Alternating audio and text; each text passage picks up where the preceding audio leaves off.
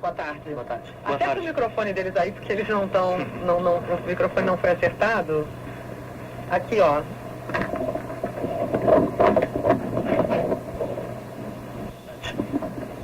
Muito bem. Então nós vamos começar falando sobre as histórias, né, que a gente ouve por aí, né, de discos voadores que vêm, que mantêm relações sexuais, mulheres que engravidam de extraterrestres. Então eu queria começar com o Vanderlei Bosch Vieira, que é ufólogo. Vanderlei, tu tens casos concretos assim para contar pra gente a respeito desses contatos com extraterrestres? Bem, boa tarde, Beth. Boa tarde a todos os ouvintes da Pampa.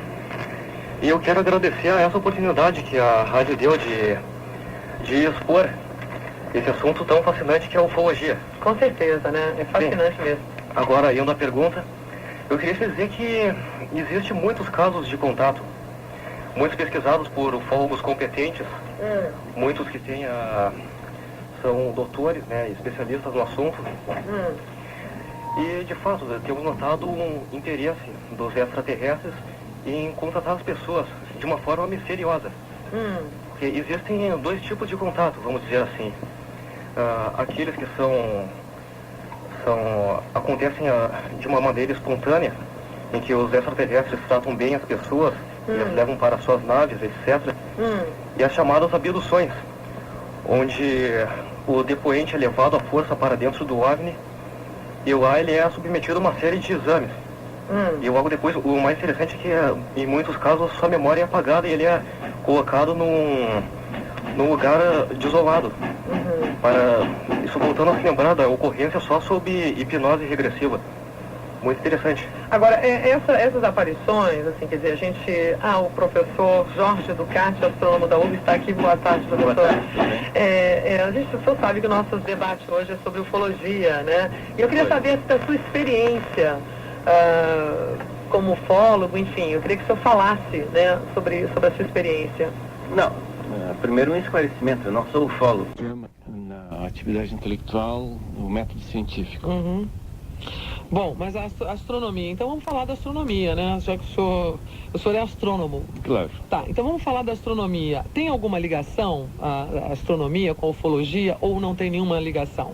Porque se o senhor está aqui no programa, o senhor sabia que nós vamos falar assim, sobre ufologia. Assim, do ponto de vista prático, da realidade fática, a ligação foi construída pela simples razão de que, sistematicamente, há muitas décadas, os astrônomos são chamados a opinar e a depor com respeito à questão de naves extraterrestres ou avistamento de objetos no céu.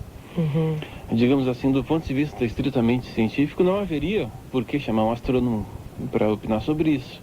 Poderia ser chamado, talvez, uma pessoa da área da meteorologia. Mas a realidade fática é que sim, os astrônomos são chamados sempre. Em consequência disso, os astrônomos, ou alguns deles, é o meu caso, por exemplo, se dão ao trabalho de estudar o assunto, buscar informação, buscar uma filosofia, uma compreensão, uma percepção do tema que permita, então, a esses astrônomos que se ocupam do assunto, a darem uma opinião já fundamentada e do ponto de vista científico a respeito desse assunto.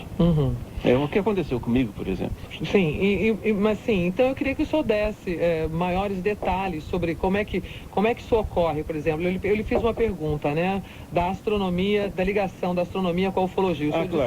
O senhor disse que sempre, que apesar do senhor ser astrônomo, não ser ufólogo, né, Claro. mas sempre uma coisa está meio ligada à outra. Então eu queria que o senhor falasse disso. Sim, mas a razão da ligação é a seguinte. Os astrônomos estudam astros, a própria palavra diz. Sim. Ok. De outros lugares, astros que não são a Terra. Sim. Então a Lua, os planetas e as estrelas. E as galáxias. Muito bem. Como muito do que se vê na atmosfera, real ou irreal, imaginário, exagerado ou com alguma existência física de alguma natureza, como esses avistamentos geralmente não são interpretados facilmente, é muito fácil, digamos, para a média das pessoas, conectar o que está sendo visto com alguma coisa que não seja de fabricação humana. Então se conecta isso dizendo que é uma nave extraterrestre. Bom, se for uma nave extraterrestre, então tem que haver uma consideração sobre o que significa a construção de uma nave extraterrestre em termos de civilizações não humanas, em termos de viagem do espaço, em termos de tecnologia aviônica ou astronáutica. Bom, aí que se chamam os astrônomos para dar uma opinião, em primeiro lugar, sobre a vida no universo, sobre as viagens interplanetárias e viagens no espaço em geral, e sobre a matemática ou a estatística, que todos os astrônomos têm um treinamento matemático, sobre a matemática e estatística da probabilidade desse tipo de coisa acontecer, ou seja, de extraterrestres, se existirem, qual é a probabilidade deles existirem e existindo, viajarem até a Terra, em primeiro lugar. Em segundo lugar, como o astrônomo, assim como outros cientistas de outras áreas, tem um treinamento científico, um treinamento intelectual para interpretar a realidade e dar um ponto de vista fundamentado do que está sendo observado na natureza, os astrônomos é um desses tipos de gentes. Eles então podem, com base em relatos, em avistamentos, em reportagens, dar uma opinião, que não é uma opinião de pessoas que têm vontade de acreditar numa coisa, mas é uma opinião analítica. Deve ser esclarecido que os astrônomos, ou os cientistas em geral, não são céticos por natureza, por formação ou por credo político-religioso, por assim dizer. Eu, por exemplo, não sou um cético. Às vezes Você não acredita que exista? Não, eu não acredito nem desacredito. Eu sou um cientista e, como cientista, a gente tem que fazer o que com a realidade? Analisar a realidade.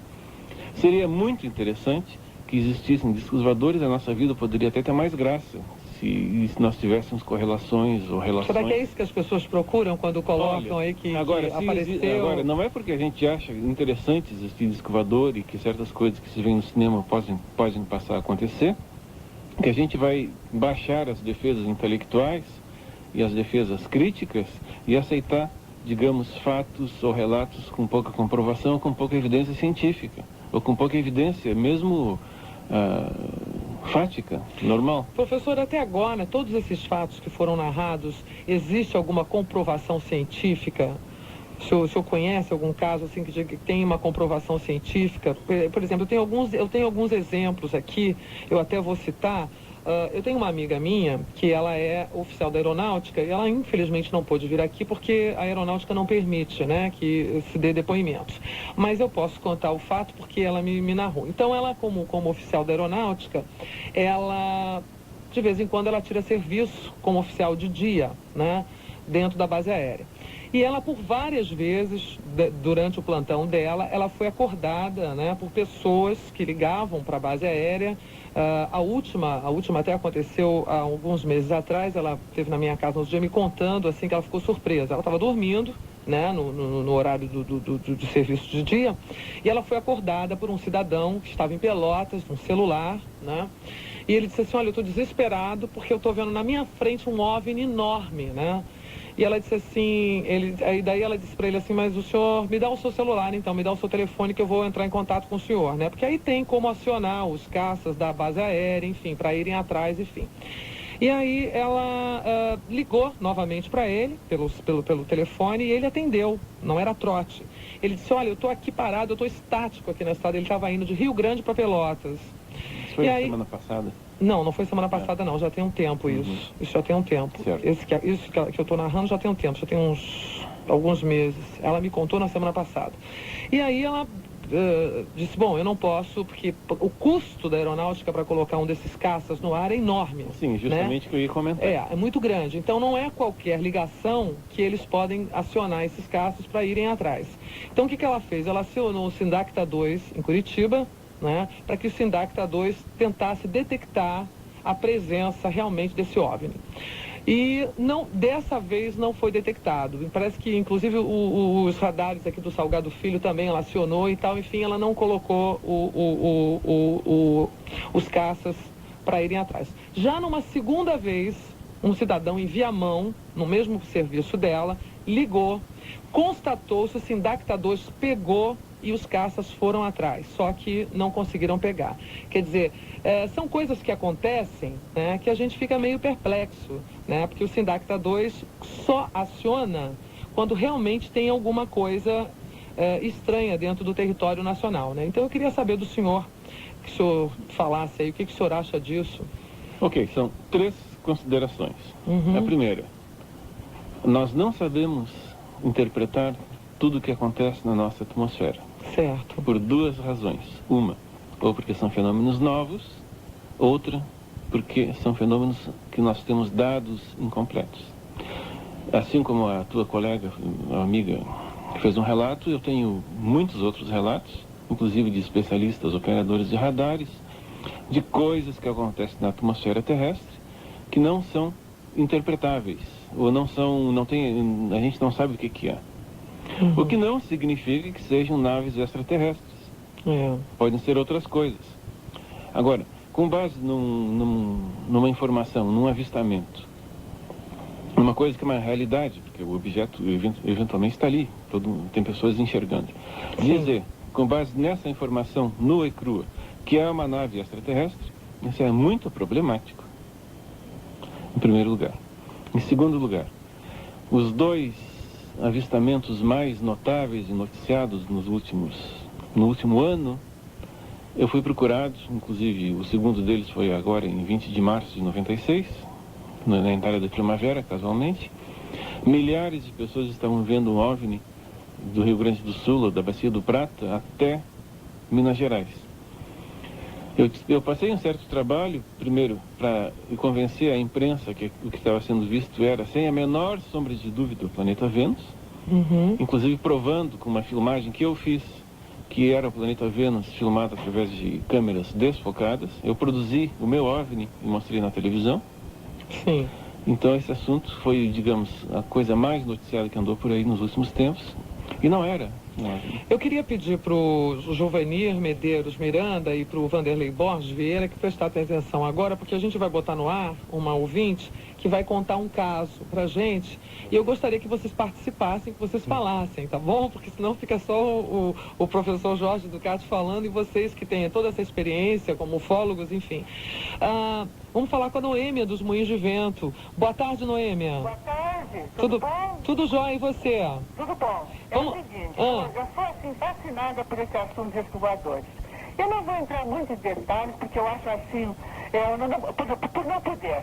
Uma pessoa, um alto funcionário da Marinha, que já esteve envolvido em problemas graves, assim, por ser muito sincero, assim, muito leal, por ser contra a corrupção, ele me disse assim: na Noêmia existe discos voadores. Eu estive nos porões da CIA. Eu acho que eu levei um choque tão grande, isso foi em dezembro de 94. É uma pessoa da minha família, tem filhos pequenos, e eu até hoje não tive coragem de entrar em detalhes, porque, sabe, CIA assim, é tudo muito complexo, muito assustador, né? Existe. Ele soltou a língua, ele se esqueceu que não podia falar isso. Por isso que eu tenho certeza que existe discos voadores, eles andam por aqui, mas situações políticas mundiais, né, lógico, tendo como liderança os Estados Unidos, não permite que esse assunto entre no cotidiano, no dia a dia das pessoas, na imprensa, né? Era só isso, tá? Um abraço. Outro, Noêmia, obrigado pela tua participação.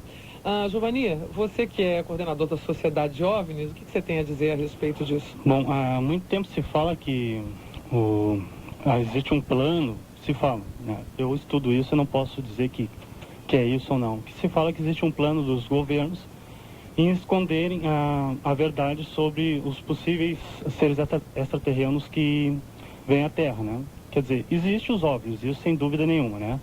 Mas o que te leva a achar que existem realmente? Você tem alguma comprovação científica? Existe uma comprovação científica? Bom, existem milhões de casos no mundo todo, existem provas, pessoas têm provas, objetos materiais, fotos, filmagens. Algumas são analisadas com toda a tecnologia, não puderam comprovar que não está ali uma nave desconhecida.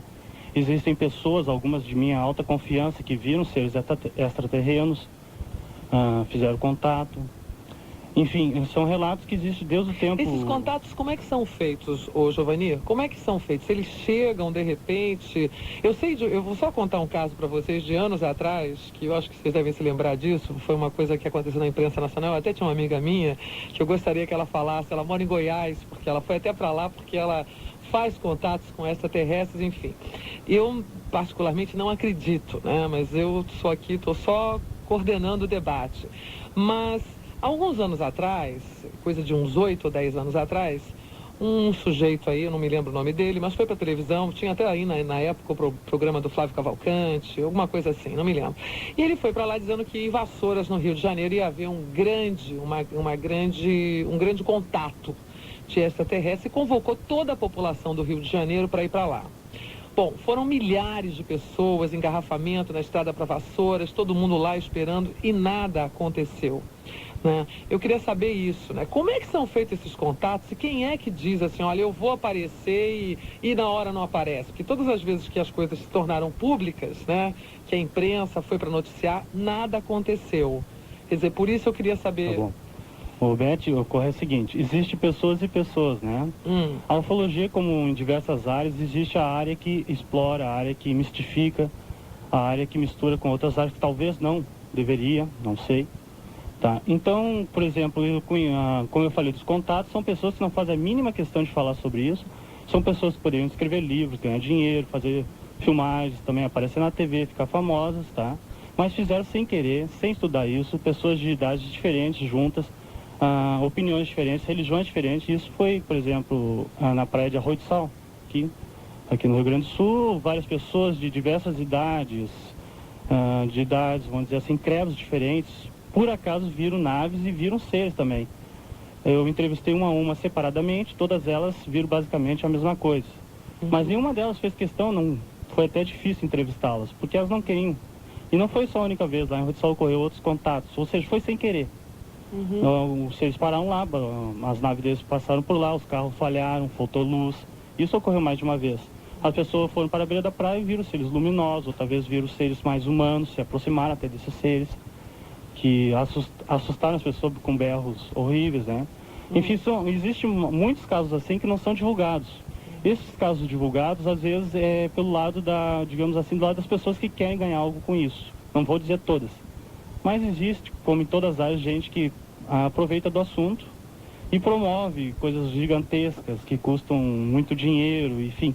E por isso que entra também aquele lado do ceticismo, quando as pessoas só se baseiam nas provas dessas falsificações, que existe, né?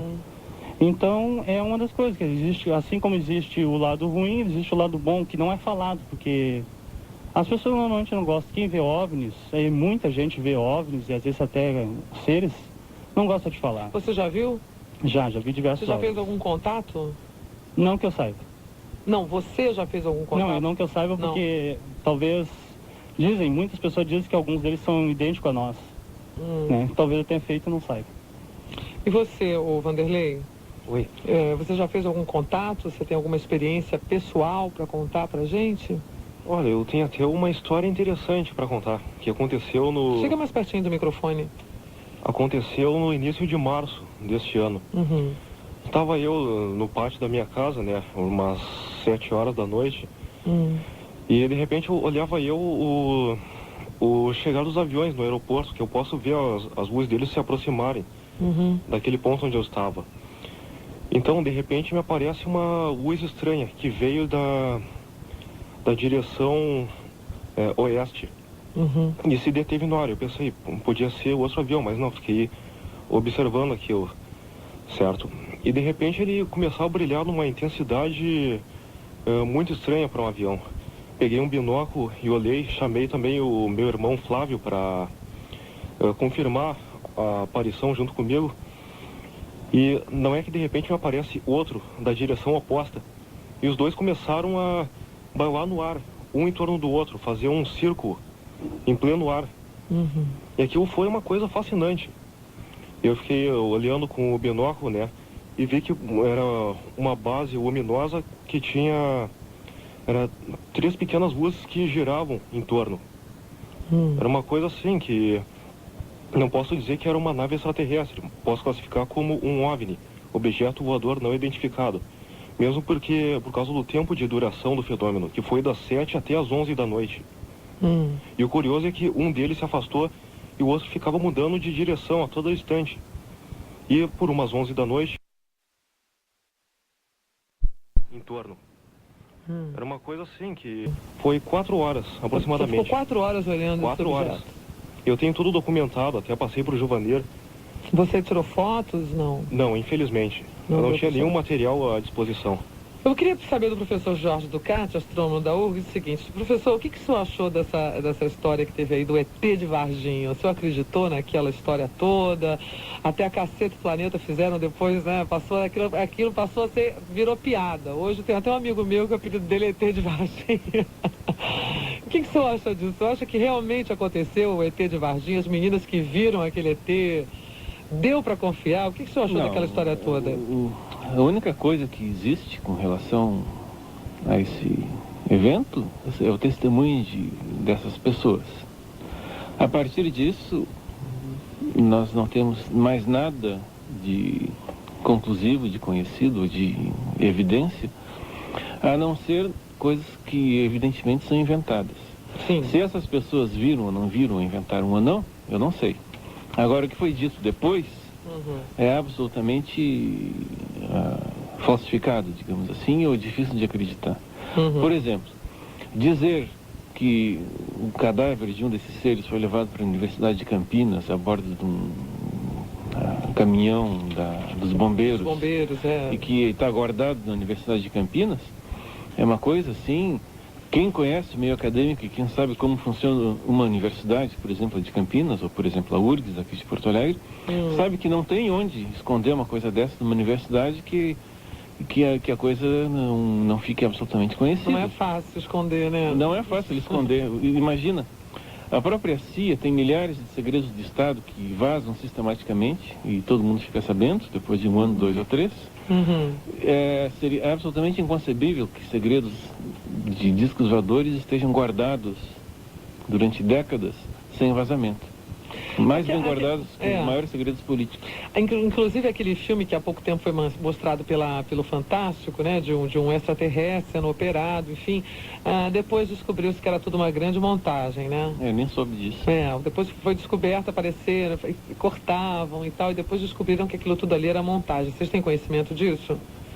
Sim. Bom, eu considero como uma fraude também, né? Mas como eu falei, existe o lado ruim e o lado bom, né? Vamos ver que a gente está na linha com o Flávio de Canoas. Boa tarde, Flávio. Boa tarde. Tudo bem? Tudo bem. Quer participar do programa? Sim, é um prazer ouvir aí o teu programa. Aliás, eu tenho ouvido ao longo de vários tempos, já desde que começaste. Aliás, não só tu, a Rádio Pampa toda.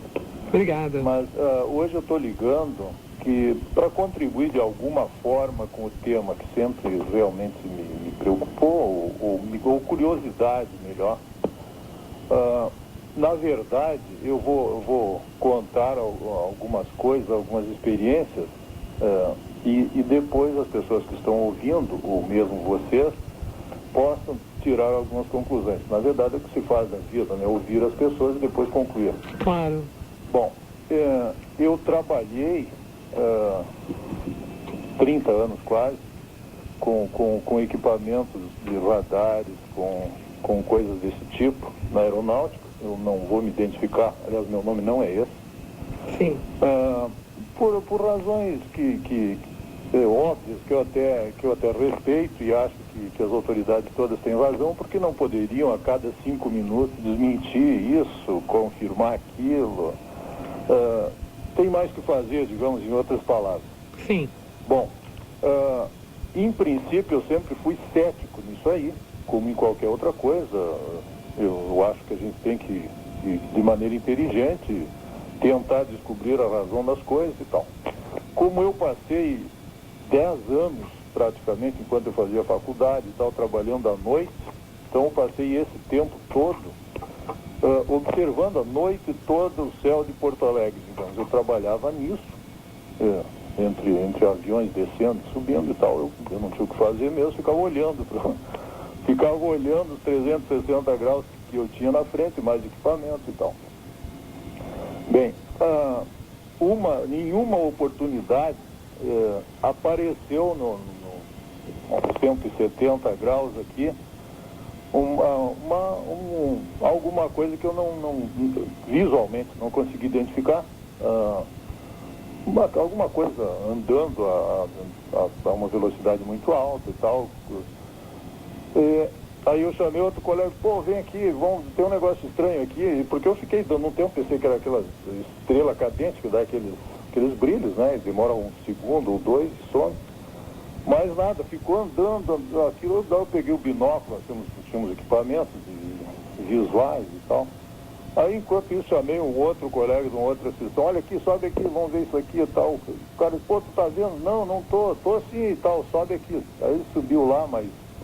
E ficamos, nesse meio tempo eu fiquei pegando a rota, a velocidade e olhando visualmente para aquilo ali. Poxa, que eu tô vendo um negócio que eu não acreditava, que um disco voador, eu cá comigo mesmo, só me faltava essa. Aí eu fiquei olhando, vamos ver o que vai isso aqui. E continuou andando aquele objeto e tal, alongado, com essas características todas que se ouve, né? E velocidade, nessas alturas eu já tinha calculado a velocidade, estava com a direção, enfim, todas as coordenadas, que a gente tem prática nisso e tal. Aí o colega subiu lá, ele também trabalha no mesmo setor. Poxa, que negócio é esse aí? E daqui a pouco se dividiu em vários pedaços, várias navezinhas, entre aspas, e digo, poxa, que tá aí o negócio. E ficou por isso mesmo, sumiu.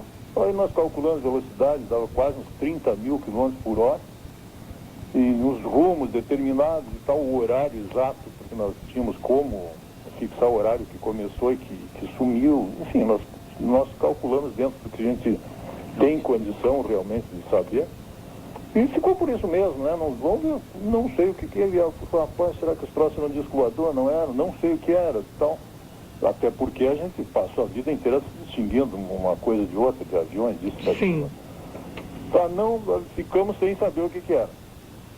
No outro dia eu fui embora e tal, ainda fiquei com aquele negócio, continuei sem saber. Isso, à tarde, aí no jornal apareceu que lá próximo de Brasília, naquelas regiões, tinha caído um meteorito, tinha caído lá naquela região.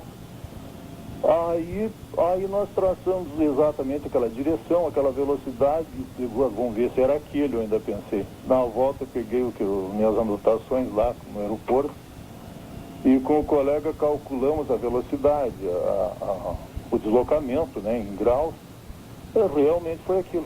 Quando nós não enxergamos mais, ele estava caindo lá na hora, a gente nem sabia onde. Depois, com computadores e tal, nós calculamos que era exatamente aquilo ali. Com aquela velocidade, com aquela direção, com o tempo que levou.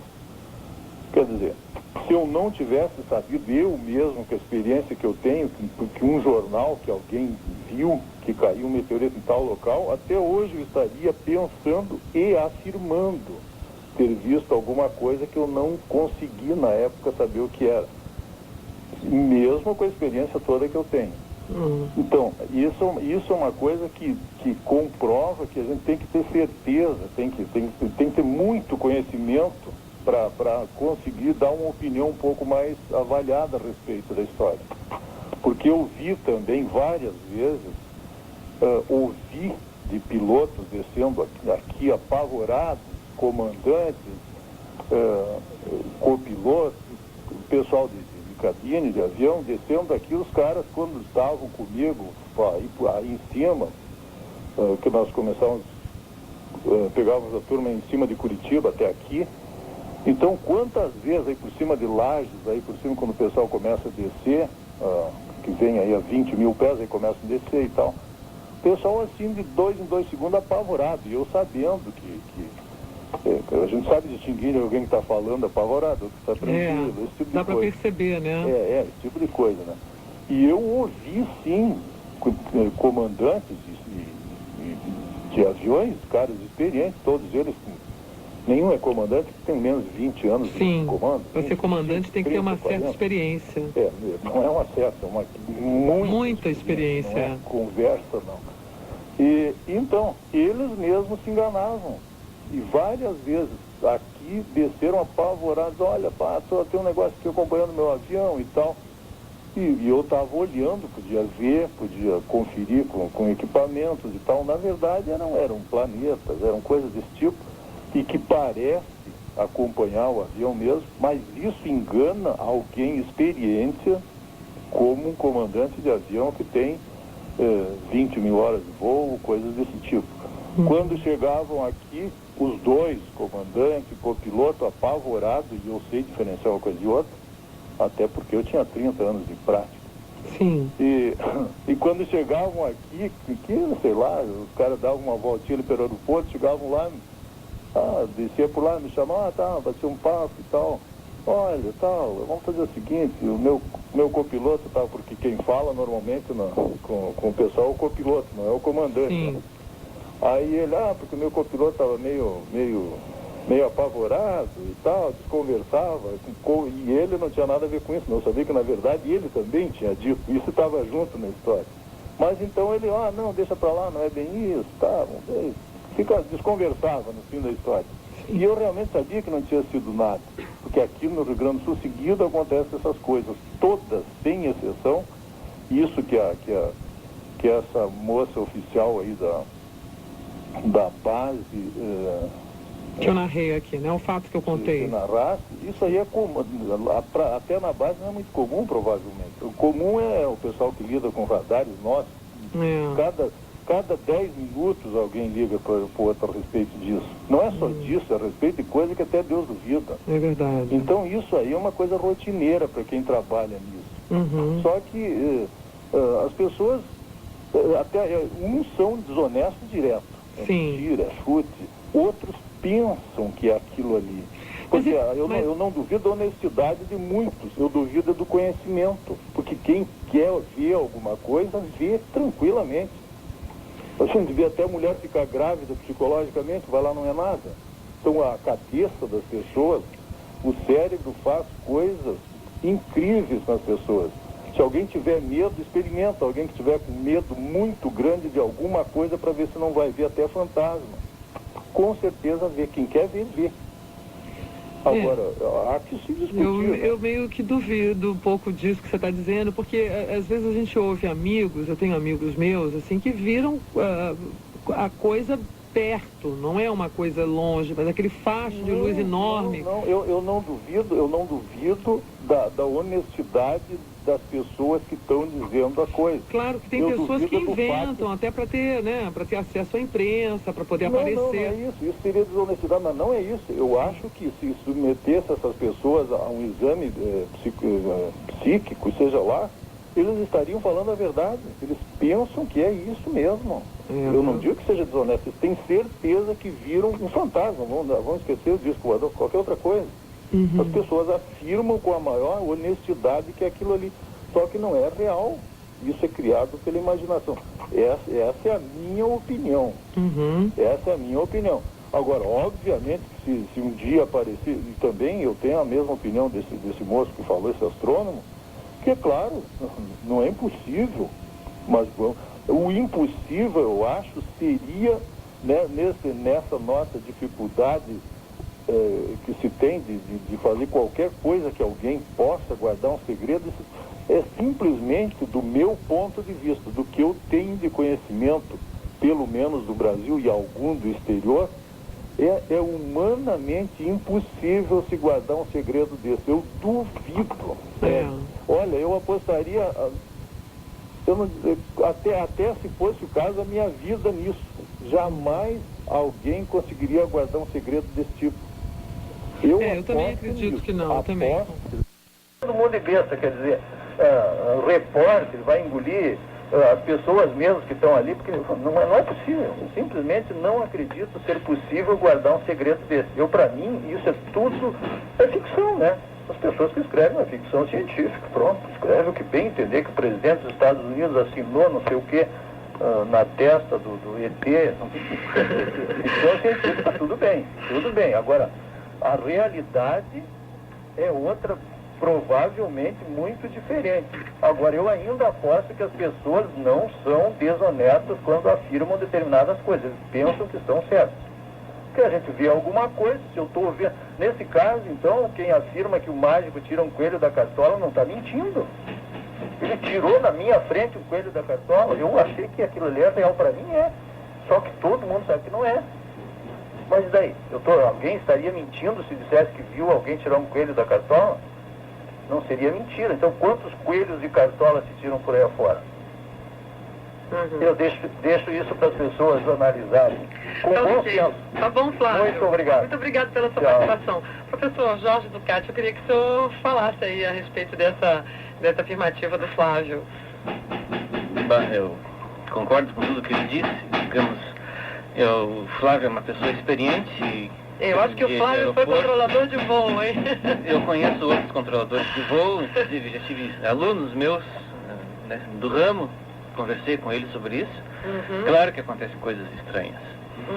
Claro que quem enxerga, às vezes, não sendo especialistas como o Flávio se enganam. Por exemplo, o ano passado, me trouxeram um vídeo muito interessante de um charuto voador sobre o Belém Novo. Daí eu vi o vídeo, é muito interessante, claro. Então vamos investigar o assunto. A pessoa queria, inclusive, se eu desse um aval, vender o vídeo para a televisão nacional e estrangeira. Aí eu investiguei o assunto, rota, local, visitei o local. No fim, eu fui seguindo uma pista.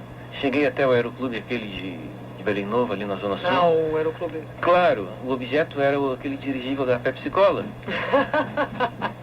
Até hoje... Aquele, como é que chama? Zeppelin, aquele que ficava... Positivamente identificado. Acontece mas aquele aí é fácil de ver, porque você olha ali, você vai ver Pepsi. Mas acontece que ele viu de perto, e até hoje essa pessoa afirma para mim que não era. Eu digo, mas escuta, hora, local, rumo, posição, identificação positiva. Ele disse, mas não era. O que nós vamos fazer? As pessoas às vezes querem acreditar em alguma coisa, mesmo se tem evidência, digamos, concreta. É o que se chama em inglês o verdadeiro crente. A pessoa acredita mesmo se tem uma evidência positiva e concreta contra a crença dela. Vamos perguntar aqui para os nossos entrevistados, para o Giovanni. Giovanni, você chegou, claro que tu deve ter visto o Independence Day, né? Não, pior que não vi. Você não viu? Não vi, só vi comentários.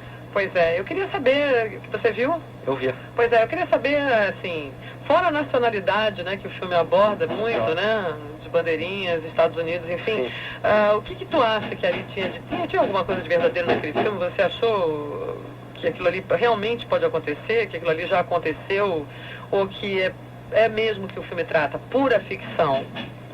Bom, eu acho que tem ficção misturada com realidade ali.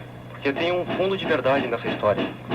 Ela mostra, sem querer mostrar, certas coisas como a Área 51, o tão falado disco voador de Roswell, que teria sido capturado, e até mesmo uma possível invasão dos ETs. Mas eu acho que uma invasão é algo que está fora de questão, porque se esses extraterrestres quisessem invadir a Terra, já o teriam feito há muito tempo. Porque eles têm uma tecnologia muito superior. E se fosse assim, por que não teriam feito isso milhares de anos atrás, quando a humanidade ainda estava, vamos dizer, engatinhando? Então, acho que pode ser que haja uma conspiração por parte de governos, etc., mas não uma invasão direta. Certo? Então, faltando 20 minutos para as 2 horas, nós vamos para os comerciais e eu volto em seguida. Eu queria dar o telefone aqui da rádio para quem quiser participar.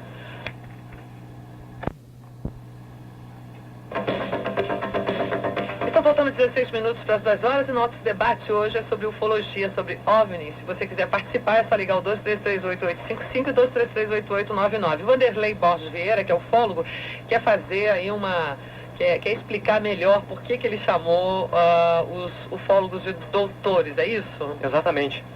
Bom, eu queria dizer que a ufologia é um assunto à parte, onde quem se mete lá estuda por conta própria. Não há universidade no mundo que administre ufologia. Nós estudamos a partir de livros e revistas especializadas. Bom, gostaria de dizer que esses doutores que eu mencionei, que foi um equívoco, não são doutores de ufologia, mas sim de outras áreas. Como, por exemplo, temos o Dr. Allen Hynek, que foi a autoridade mundial de ufologia. Esse americano era um astrônomo da Universidade de Northwestern, e ele começou como um cético, consultor da Força Aérea, do projeto Livro Azul. Aí, com o tempo, ele viu que existia alguma coisa mesmo, algum fundo de verdade nessa história toda, e se tornou um dos maiores ufólogos do mundo. Temos também o já falecido Dr. Walter Biller, que foi um dos maiores ufólogos do Brasil, reconhecido internacionalmente. A ele a nossa ufologia brasileira deve muito, porque graças a ele, casos como o rapto de Antônio Vilas-Boas e outros contatos como do Dr. Freitas Guimarães, que são coisas, vamos dizer, espantosas e que têm evidências, estão bem documentadas no mundo inteiro. E sem esquecer o nosso querido Dr. Ernesto Bono, que é médico psiquiatra e que entende muito bem sobre ufologia. Certo? Você quer falar, Giovanni? Eu gostaria de dizer assim, a imaginação, como o senhor aquele detalhou no telefonema dele, né? A imaginação pode explicar tudo, certamente, né? A imaginação, se a gente partir para esse princípio, tudo acaba na Terra, né? Acontece que a imaginação não explica, por exemplo, marcas no solo, falta de luz, carros que ficam com problemas elétricos. A imaginação não explica as filmagens, que nunca foi comprovado nenhuma fraude, as fotos.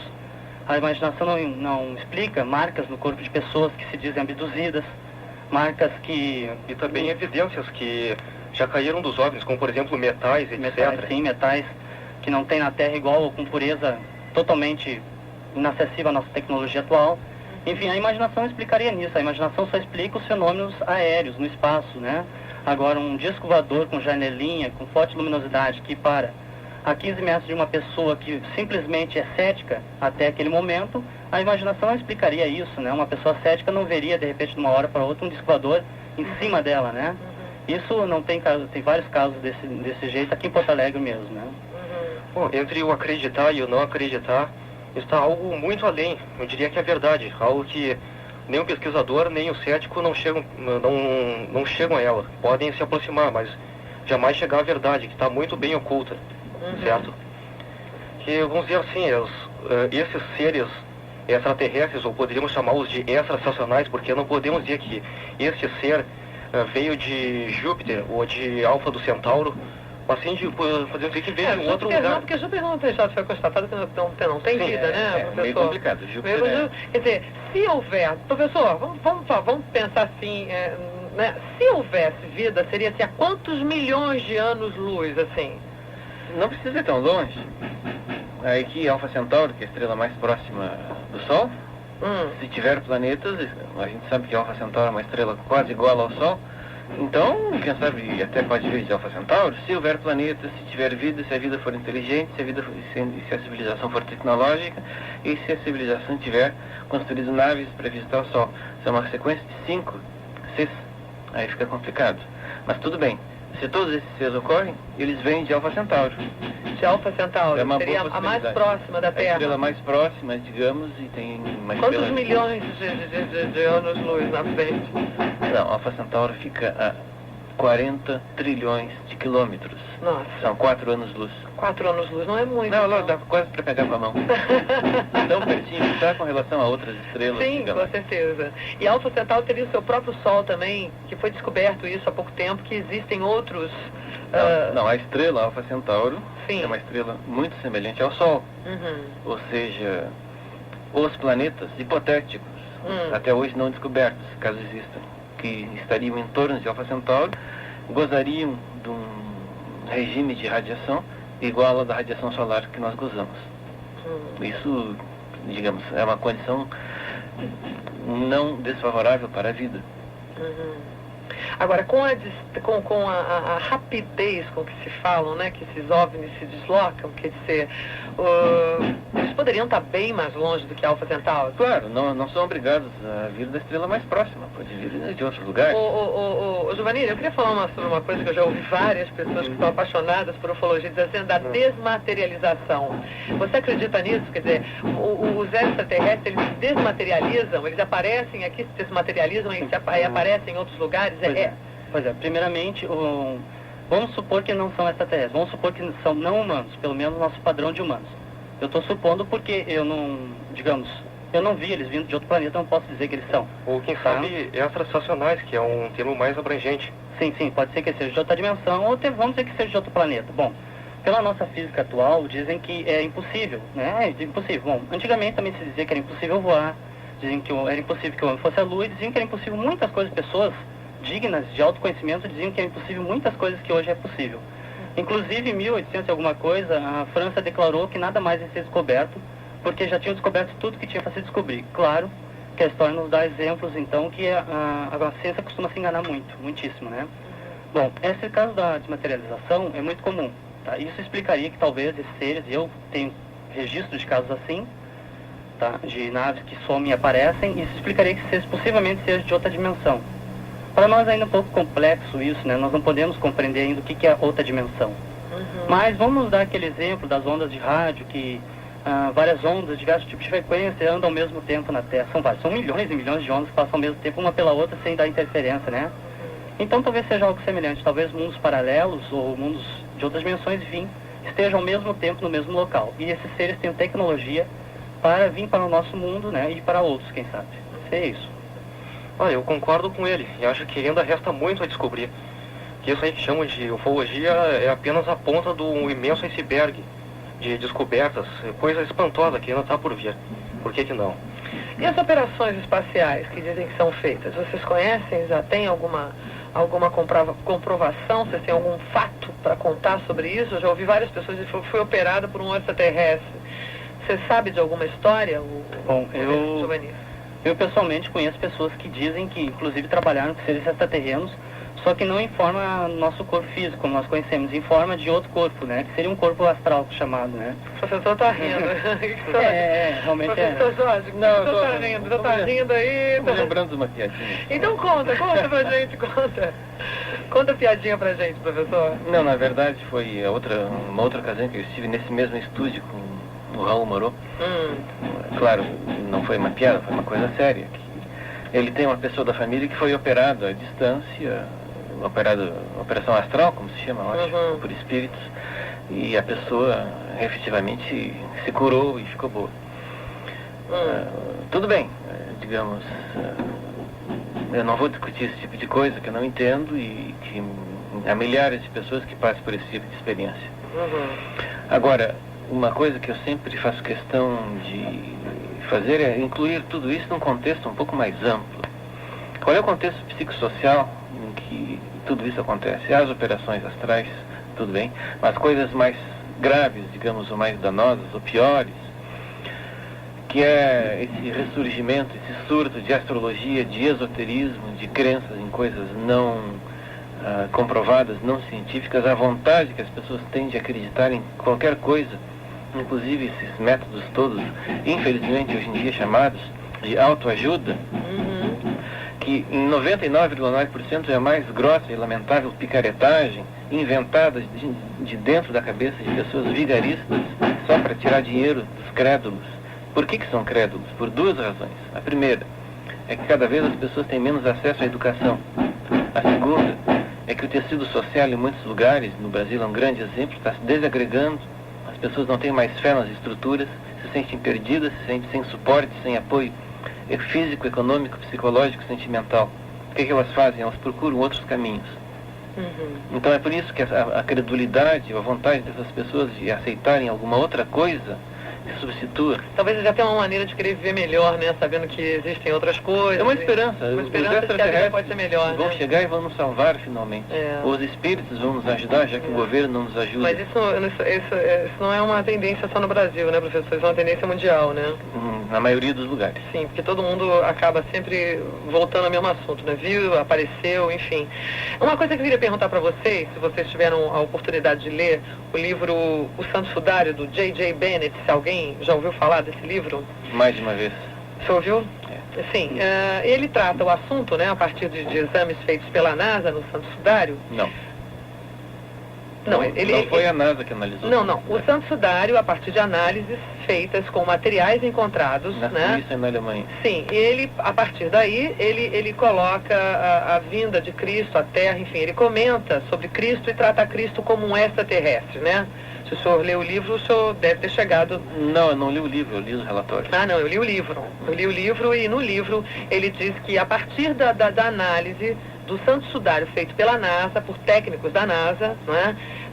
Chegou-se à conclusão, quer dizer, ele, o J.J. Bennett, chega à conclusão de que tudo aquilo que é contado na Bíblia, ou seja, a maneira com que Cristo chegou à Terra, a estrela de Belém, enfim, ele vem narrando os fatos e diz que Cristo, na verdade, era um extraterrestre. E aí eu dou como exemplo, até, eu li o livro, não vou emitir aqui a minha opinião, se eu acredito ou não no que eu li, mas aí eu me lembro, há pouco tempo, há alguns anos atrás, a Rede Globo colocou no ar uma série de contos bíblicos, né, onde os anjos, acontecia aquilo que a gente falou aqui ainda agora, se materializavam, se desmaterializavam. Você deve se lembrar desses filmes bíblicos, que eram umas coisas, era um tipo de filme muito moderno do que a gente costumava ver normalmente. Então, era aquela coisa do anjo chegar com aquela capa, aparecia, desaparecia, não era aquela coisa do anjo, né, que a gente, enfim. E o J.J. Bennett trata disso no livro dele, ele coloca como se tudo isso viesse de um outro planeta, se Cristo veio de um outro planeta,